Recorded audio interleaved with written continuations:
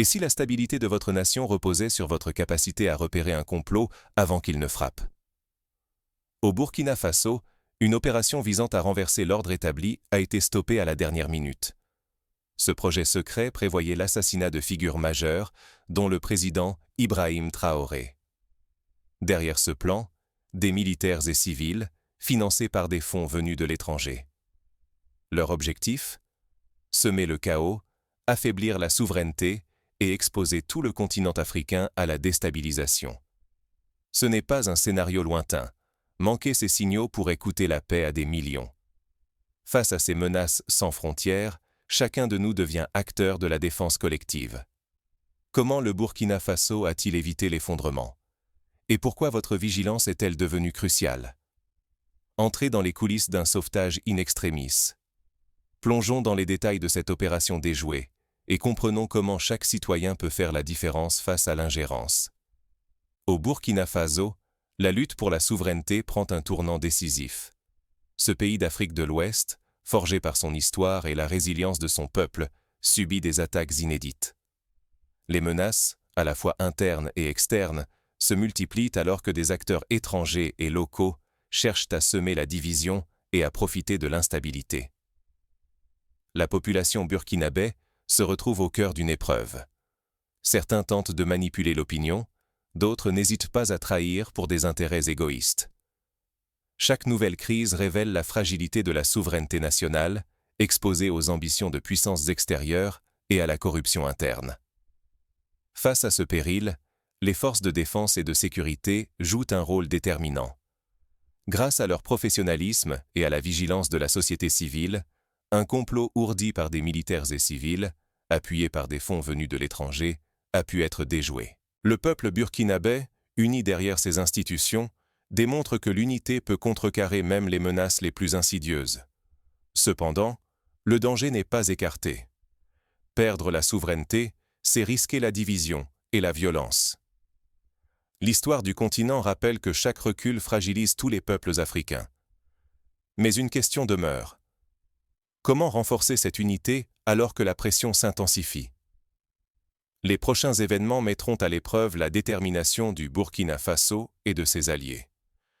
Derrière chaque tentative de coup d'État, il y a des visages, des ambitions et de l'argent sale. Ce complot, savamment monté, visait à plonger le Burkina Faso dans le chaos par une série d'assassinats ciblés contre les autorités civiles et militaires. Tout devait débuter par la disparition du président Ibrahim Traoré avant l'assaut sur la base de drones, un pivot pour la défense nationale. À la manœuvre, l'ex-lieutenant-colonel Paul-Henri Sandaogo Damiba. Ancien chef militaire, il a pensé chaque étape: recrutement de complices, recherche de fonds, planification millimétrée. Damiba n'était pas seul. Il s'est entouré de militaires aguerris, mais aussi de civils, parfois inconscients de la gravité de leur implication. Le moteur du projet? L'argent. La majorité du financement venait de la Côte d'Ivoire, avec des sommes énormes transférées en toute discrétion. Ces fonds ont permis d'armer les groupes d'action, d'acheter du matériel et d'assurer toute la logistique. Les objectifs étaient précis: éliminer le chef de l'État, détruire les infrastructures clés, puis provoquer une mobilisation populaire pour légitimer la prise de pouvoir. Après la phase militaire, les civils devaient envahir la rue, semer la confusion et retourner l'opinion publique. Si ce plan avait réussi, le Burkina Faso aurait sombré dans la tourmente, perdu son indépendance et compromis sa stabilité. Toute la sécurité nationale et la crédibilité du pays sur la scène internationale étaient en péril. Mais comment un réseau aussi bien organisé a-t-il pu être démasqué à temps? C'est grâce à la vigilance des forces burkinabè que le piège a pu être déjoué. Ce qui vient de se jouer à Ouagadougou dépasse largement ses frontières. Dakar, Abidjan, Paris. Partout, l'écho de cette tentative résonne. Le sort du Burkina Faso incarne un test grandeur nature pour toute l'Afrique. Si ce complot avait abouti, il aurait pu déclencher une vague d'imitation, favorisant une contagion de l'instabilité.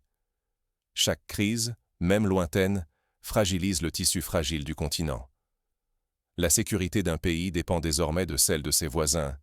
Un déséquilibre à Ouagadougou peut très vite atteindre Bamako Niamey ou même Lomé.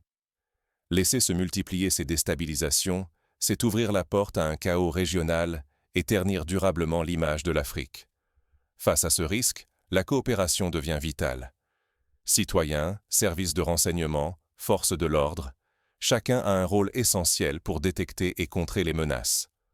Aujourd'hui plus que jamais, unité et vigilance s'imposent. Baisser la garde, c'est risquer de voir l'Afrique reculer de plusieurs années, de compromettre la paix et l'avenir d'une génération entière. Mais la mobilisation ne doit pas s'arrêter là.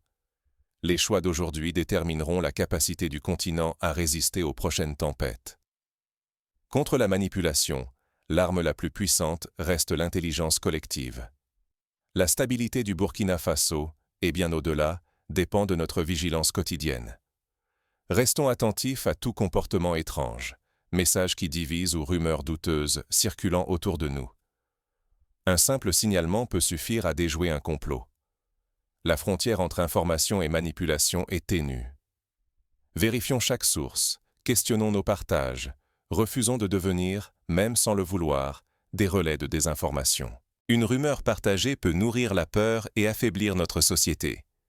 Soutenir la paix et l'unité, c'est refuser les divisions artificielles venues de l'extérieur ou de l'intérieur.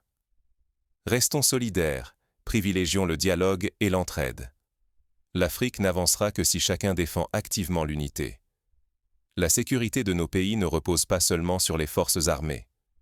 Parents, enseignants, commerçants, étudiants, chacun a un rôle crucial. Refusons la manipulation, dénonçons l'ingérence, protégeons l'avenir de nos nations. Le moindre relâchement individuel affaiblit notre défense collective.